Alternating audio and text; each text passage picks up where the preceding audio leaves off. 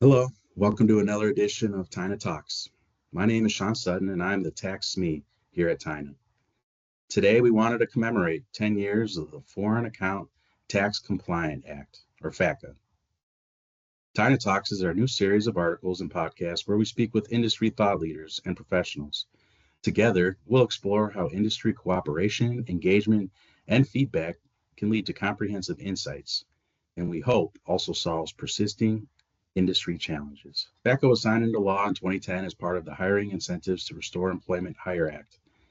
Its goal, to combat offshore tax evasion by U.S. taxpayers. Under FATCA, foreign financial institutions, or commonly referred to as FFIs, are required to report to the IRS information on financial accounts held by U.S. persons. This legislation represented a bold step towards greater transparency in the global financial system, and it predates the internationally adopted Common Reporting Standards, or the CRS. But while the law was passed in 2010, it wasn't fully in effect until July 1st, 2014. By then, FATCA had truly begun affecting the operations of financial institutions around the world. And as you can imagine, implementing such a broad-reaching law didn't come without significant challenges. Now joined by Cyrus Daftary Principal from KPMG, and Kazimi, one of the leaders at Hansuke. We asked these gentlemen to share with us their experiences with FATCA. Their consulting roles have allowed them to see firsthand many of the pain points firms experienced in the beginning and what are still persisting challenges for many today. What are some of the key challenges financial institutions faced when FATCA was first introduced? FATCA was something that I think the global community had to really digest because it was a very much complex regulations. You're talking about trying to comply with U.S. rules and a whole new set of processes. And I think the challenge one was obviously operationally things had to change, but that meant there was a change in the sense of a lot of training and communication that had to go internally and externally. It required process changes and, if you will, technological changes to account for all the reporting that was required. And then the question was, how do you really come up with a budget? And then understanding, particularly for some of the larger global institutions where you've got different business units, the impact could change based off the various countries.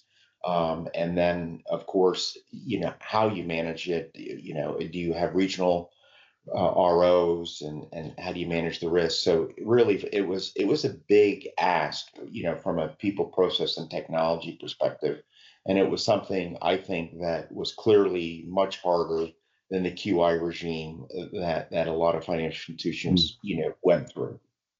I think the key things that initially that firms had was, first of all, that was what I would say is the legal and regulatory uncertainty, because FATCA was clearly the first of its kind. No other measure like this had ever been introduced. It was quite extra-jurisdictional. So that was the first hurdle that many financial institutions had across the globe. How will they report? Are they allowed to report, given their own central banks and their data protection rules and regulations? Once we had got over that hurdle, then the next challenge was really what I would classify as the human resistance. And this was twofold. So there were people within the financial institutions who did not want to comply. They thought that it was too much. And there was also reluctance on part of customers of the financial institutions who just did not want their information to be sent on a cross-border basis. So these were some environmental sort of like challenges. Besides that, the actual rules themselves, they were quite complex. Nobody had seen anything like that. There were intricacies to do with pre-existing accounts, new accounts, and some of those challenges still dog the industry, and they're not easy to implement. There were process changes that needed to be implemented. So the whole onboarding of customers by financial institutions needed to be recalibrated to a new regime. And finally, dare I say, there were the additional costs of compliance.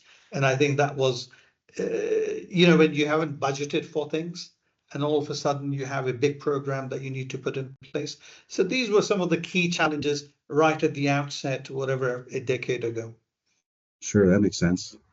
How about a couple years later, the common reporting standards became live? Have you seen like an overlap of similar issues, or was FATCA kind of a unique situation compared to the common reporting standard? Well, I think FATCA clearly made CRS much more tenable for people to, manage, because at least they understood some of the functions.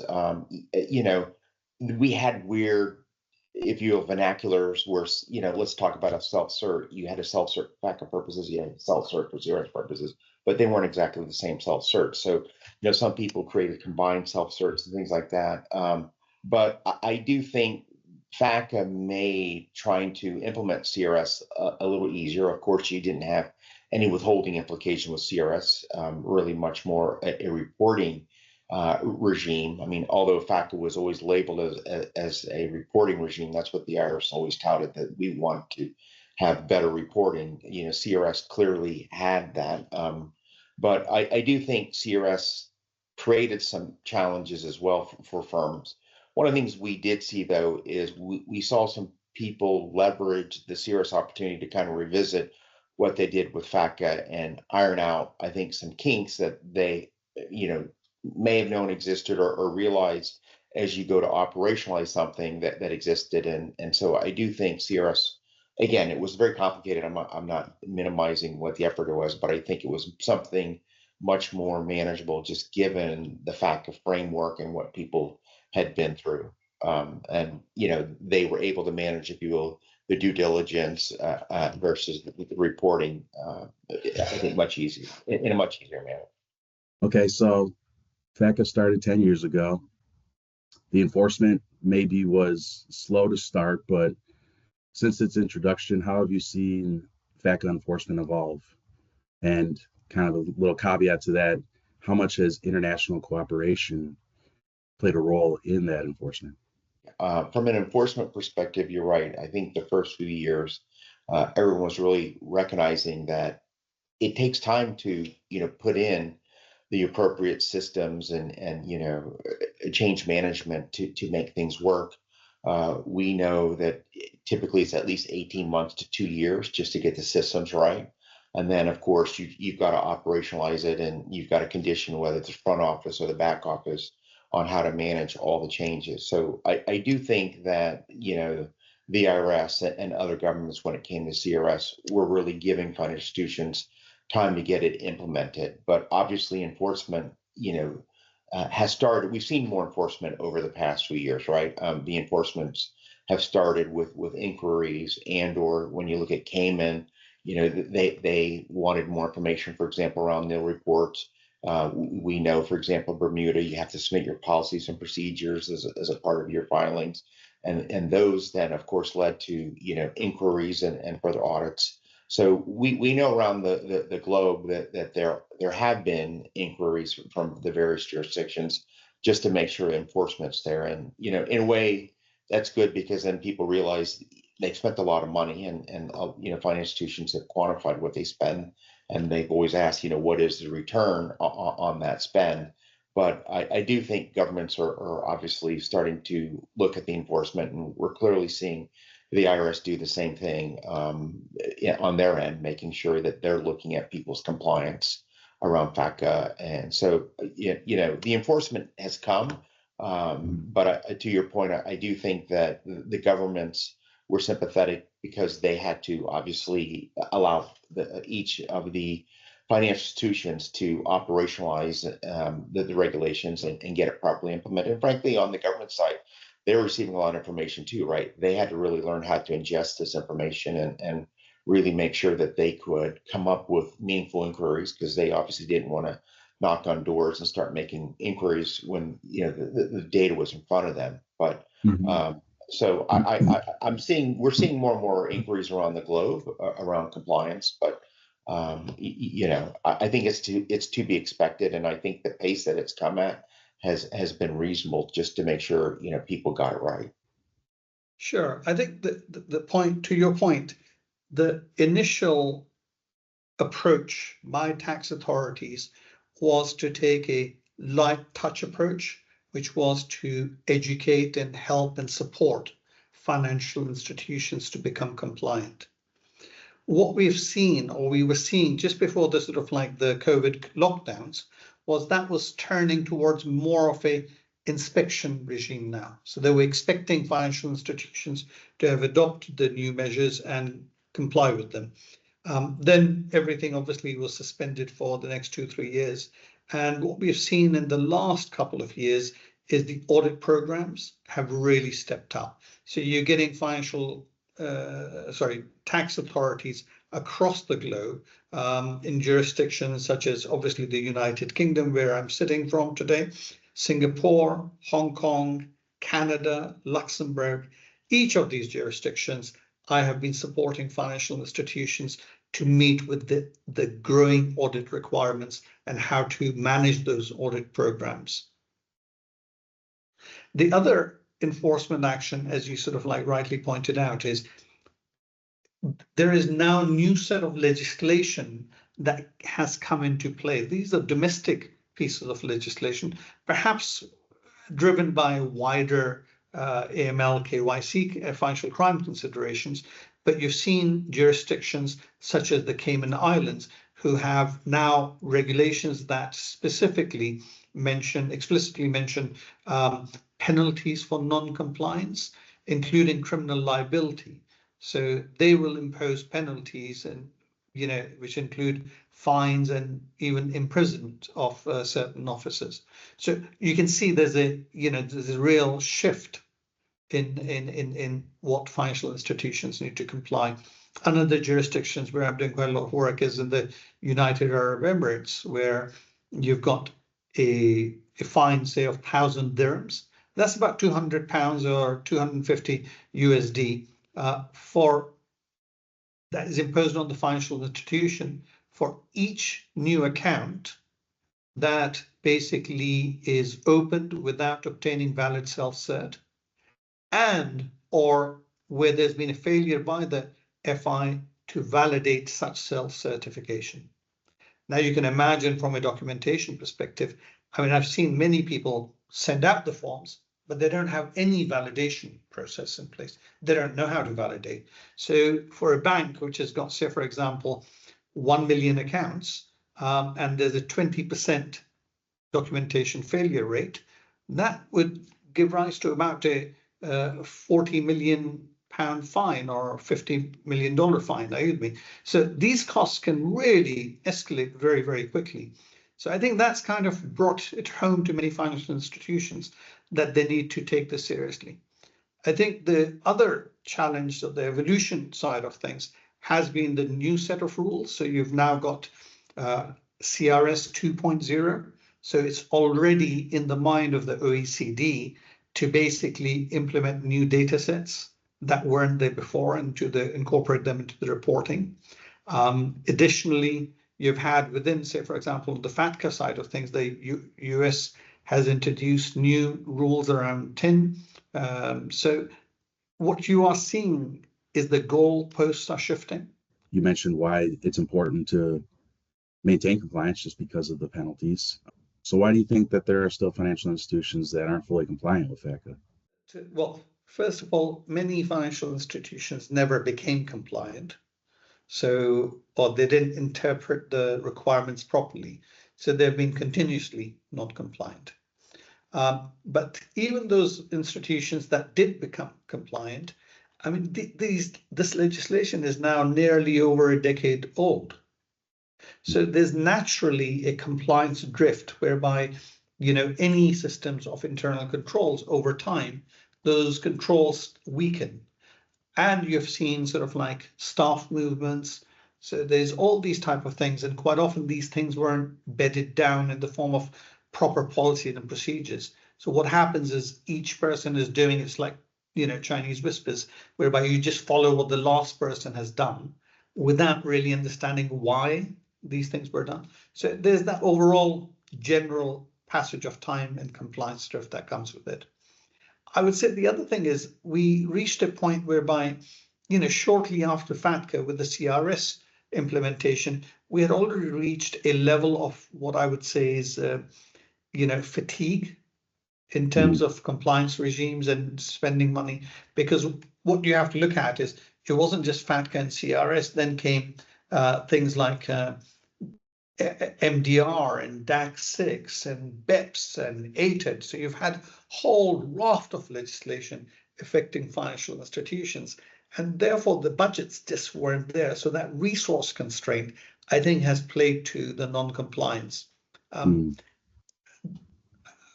dare I say, sort of like even now, there are systems which are out of date. So many people, and I see this, and this is an ongoing discussion, when you have audits and you realize there's been a compliance failure, many institutions will just patch up. What they won't do is look forward into the future and say, what are the AI tools? What are the technologies of the future that we need to incorporate now so it's fit for next 10 years rather than correcting and putting a plaster for the problems that have happened in the past? So I think that whole legacy system issue is a big problem. I mentioned to you the regulatory complexity hasn't got any less. It's actually now what we're seeing is the interdependence of different tax regimes. So it was just FATCA on its own or CRS on its own, and the two work closely. But now you have to make sure that you tie into your QI program, you tie it into your DAX 6 MDR program, and there are specific domestic regimes, such as in the UK, the corporate criminal offence, which is a tax integrity measure. So you have to sort of like start factoring those in. So again, as I said, the goalpost is moving. I would say that some of the behavioral side of things, the reluctance to become compliant, largely is given way, but it's still there. So that resistance sometimes gets in the way of effective compliance. No, I think at the end of the day, you can go around the globe and you're going to find in every jurisdiction, some firms that aren't compliant. And, there are different reasons for it. It could be a systemic issue. As we both know, a lot of institutions, there are certain subject matter experts, but when they leave, that knowledge walks out the door, right? So when that knowledge walks out the door, they lose a step. So I can't comment on, I don't have any specifics, or I don't have any knowledge on those that may not be compliant, but I can tell you, as we've helped some firms, institutions, some of it has been really truly either a systemic glitch that happened. Maybe they switched from one vendor to another, and they thought something was compliant, it wasn't compliant. A key person has left the institution, and because they've left, the knowledge that they had, went out the door. But I do think, a lot of people and a lot of firms have really taken a step back, just given, the evolution, and now it's more or less kind of BAU, business as usual.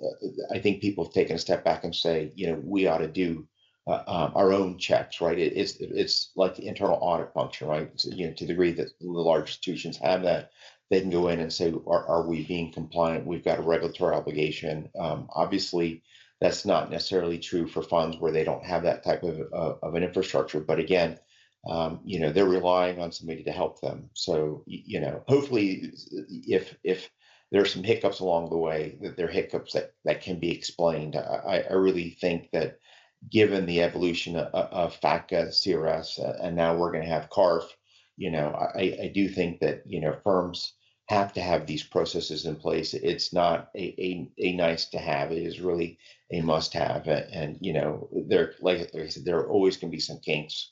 It happens to the best of us, mistakes can happen. But again, I think just the way we rely on technology, or we rely on people, if we lose something, or like I said, that there's a glitch, then, that things happen. But I think the key is making sure that people are checking, and they've got controls to identify those hiccups, and then they react to them appropriately, and they remedy them. And if they need to make a disclosure, they can do that. Or if there's a knock on the door, then they're prepared to answer, the questions that are forthcoming, and then give the assurances that they've got the compliance where it needs to be. Part of it could just be growth, right? Or we see this sometimes with acquisitions where, it's not something that was core. It wasn't a big deal before, but now you've got a big acquisition, and you now have a huge compliance process that you've got to manage. So, I mean, I think part of it could be just growth. Part of it could be, vis-a-vis acquisition. Part of it, as I said, could be systemic issues, changing from one provider to the other, or losing a subject matter expert. So I really don't think, there's any FIs out there that are intentionally trying to be non-compliant. I do think that, it is driven either from a business, reason, or scope, and or sometimes it's just these rules aren't easy, right? And when you think about, FATCA CRS, although we call CRS a common reporting standard, we know that it's not necessarily, exactly common, right? Different countries ask for different things, and there are different processes, and there are different technologies at times that you've got to send the data into. Or, Luxembourg, you have to, go through some key institutions before things can get submitted. So I think it's just, some of it could be educational, some of it could just be operational acquisition. But I don't think anybody at this stage, or at least I hope, there aren't any institutions at this stage that say that they're intentionally non-compliant. I do think they're just business reasons, and whether it's hyper growth, whether it's an acquisition, or just a matter of changing providers, and when you move from one provider to the other, sometimes people aren't looking at this level of compliance when they're looking at major system paradigm shifts. Thank you, gentlemen. Thank you, Ali. Thank you, Cyrus, for joining me today to talk about FATCA. To those listening, stay tuned for future iterations of TAINA Talks to hear more insights from industry leaders and experts.